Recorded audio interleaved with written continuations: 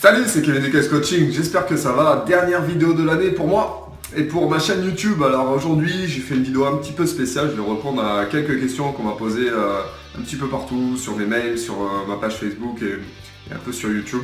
Donc je vais répondre à 5-6 questions que j'ai notées. Et je vais faire plusieurs vidéos comme ça pour répondre à vos questions parce que j'ai plus trop le temps en fait de répondre à mes mails, à répondre à ma page Facebook et des fois aux commentaires YouTube. Bientôt je vais plus pouvoir y répondre parce qu'on me pose beaucoup de questions et entre les vidéos et tout ce que j'ai à faire à côté. Bon bref. Mais voilà, de temps en temps je vais faire des vidéos questions-réponses comme ça. Et n'hésitez pas dès maintenant à me poser des questions pour les fois prochaines, pour la prochaine vidéo questions-réponses. Et puis je prendrai quelques questions d'entre vous qui me paraissent judicieuses pour aider les autres. Donc aujourd'hui, première question.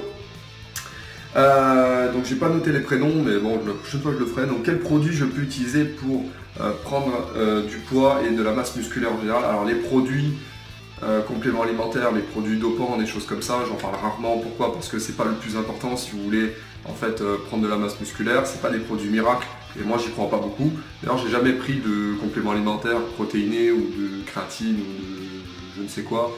Je suis pas du tout expert là-dessus, donc ça sert à rien de me poser des questions dessus. Moi, même si je suis coach, je ne suis pas certifié en complément alimentaire. Vous pouvez vous approcher d'une nutritionniste ou alors des organismes qui pratiquent cette philosophie, cette religion un petit peu.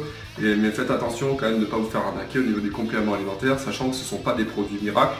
Faites bien attention de prendre des marques qui sont françaises, qui ont été validées et qui ont apporté des résultats chez beaucoup de personnes. Alors, deuxième question, je fais des exercices de dos, mais j'ai encore des douleurs. Alors, j'imagine que c'est le bas du dos. Il n'a pas précisé. Donc, les exercices de dos qui sont les plus efficaces pour vos douleurs au dos, en général, vous avez mal au bas du dos. Et le bas du dos, en général, c'est soit un décalage du bassin, donc ça vient peut-être des pieds, ça vient peut-être des semelles orthopédiques que vous n'avez pas. Donc portez des semelles orthopédiques pour justement rééquilibrer ce bassin et ne moins avoir mal au bas du dos. Ensuite, des exercices de dos, vous en avez plein. Faites bien attention juste à pas faire n'importe quoi. Par exemple, des soulevés de terre quand vous avez mal à la partie lombaire ou des squats peuvent être justement déconseillés. Moi, je vous conseille d'abord de faire des tirages horizontaux, comme je vous ai montré sur ma chaîne YouTube. Des tirages verticaux, des choses que vous allez contracter, en fait, serrer vos omoplates pour irriguer tout ça et puis faire disparaître les contractures. Parce que les douleurs partie lombaire, on appelle ça des lombalgies ou des lumbagos, et ce sont des contractures en fait. C'est-à-dire qu'il y a un déséquilibre entre, du coup le décalage du bassin fait qu'il y a un déséquilibre dans les vertèbres le long de la colonne vertébrale, et donc du coup vous avez un muscle qui se contracte par rapport à l'autre qui s'étire, ça crée un déséquilibre. Donc faites des exercices comme le tirage horizontal, tirage vertical, des rowing, des choses comme ça. Alors troisième, je veux devenir comme vous, c'est gentil. Je veux organiser mes repas. Tu peux me donner un programme pour les repas? Merci. J'ai fait une vidéo, un programme complet, une semaine complète de menu minceur où je vous offre justement un programme gratuit de menu sur une semaine spéciale minceur, mais vous pouvez l'utiliser évidemment pour la prise de masse. D'ailleurs, j'en parle dans ce programme puisque je vous livre des conseils dans ce programme.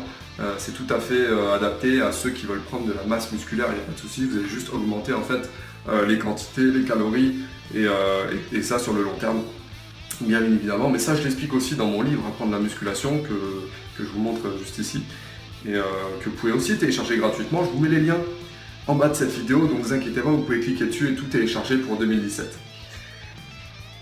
J'en étais où? Cinquième question.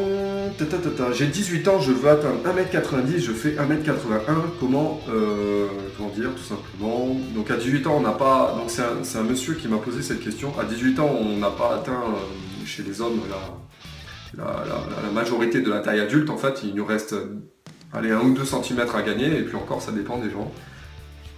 Comment atteindre 1m90 à part d'1m81? De toute façon, je pense que ça va pas être possible. Il y a des choses sur lesquelles on peut jouer, mais sur la taille, c'est très rare qu'on puisse jouer.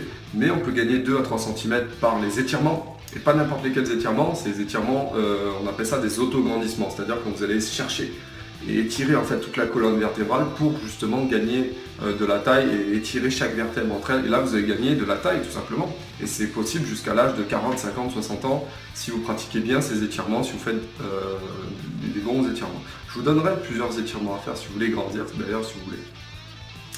Et dernière question que j'ai notée, je veux d'exercices pour le bas des abdos parce que ça sort jamais. Et aussi c'est là où s'accumulent les graisses. Alors comment faire? Je crois que je vous ai déjà parlé de ça dans une vidéo mythe ou réalité numéro 1.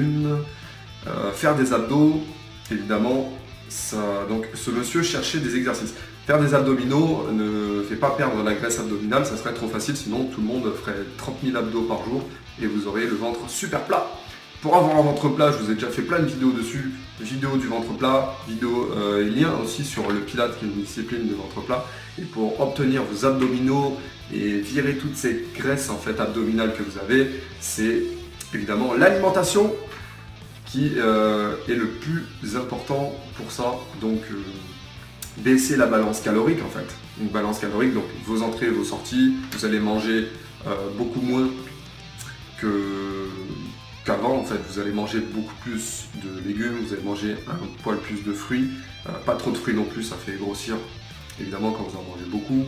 Vous allez manger un peu plus de protéines et diminuer aussi les hydrates de carbone qu'on appelle les glucides et les sucres rapides, évidemment, qui font grossir. Le sucre rapide, c'est le pire si vous voulez évidemment maigrir.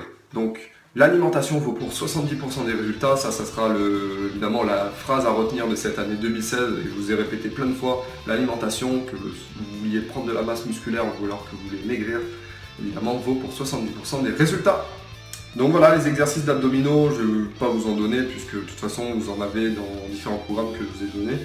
Et puis vous pouvez en chercher aussi sur la vidéo que je vous ai fait sur je pense que c'était les 17 exercices pour les obliques que vous pouvez pratiquer chez vous ou dans votre salle de musculation. Voilà pour moi, c'était la dernière vidéo de 2016. Donc j'espère que vous avez des résolutions pour 2017. La meilleure façon de tenir ces résolutions évidemment, c'est de les noter sur votre carnet d'entraînement et puis tenir le cap des 1 mois. Il faut que tout le mois de janvier vous puissiez tenir vos résolutions et puis ça ne s'appellera plus des résolutions, ça s'appellera des bonnes habitudes et ces bonnes habitudes feront partie de votre vie et donc du coup c'est grâce à ces habitudes que vous allez obtenir vos résultats, vous êtes en meilleure santé et qui dit meilleure santé dit meilleure morale. Donc voilà, je vous souhaite de passer un bon réveillon de cette fin d'année et puis moi je vous retrouve dès lundi, on sera le 2 janvier 2017 déjà. Ciao ciao et restez au top.